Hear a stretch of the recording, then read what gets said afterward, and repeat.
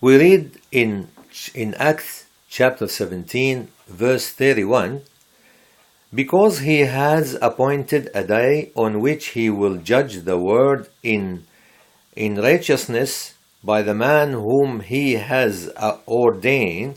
He has given assurance of this to all by raising him from the dead.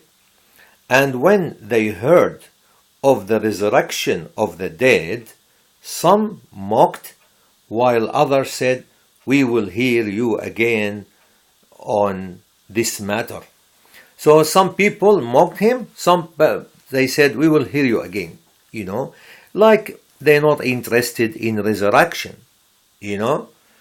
and in Corinthians, First Corinthians chapter 15, verse 12, Paul says by the Holy Spirit, "Now, if Christ is preached that he has been raised from the dead, how do some among you say that there is no resurrection of the dead?" This is the point. It is preached by the apostles that Christ has risen. That's why we have resurrection in him.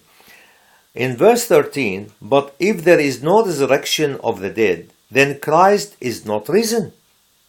This is connected or related is a conditional thing. If Christ has risen, then there is resurrection through him.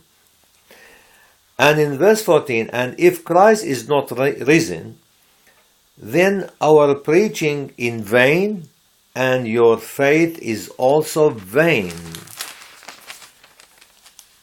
Yes, and we are found false witnesses of God, because we have testified of God that he raised up Christ, whom he did not raise.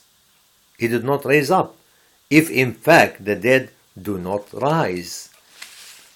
What more assurance do we need as humans to believe that God provided resurrection through Christ for us? Amen.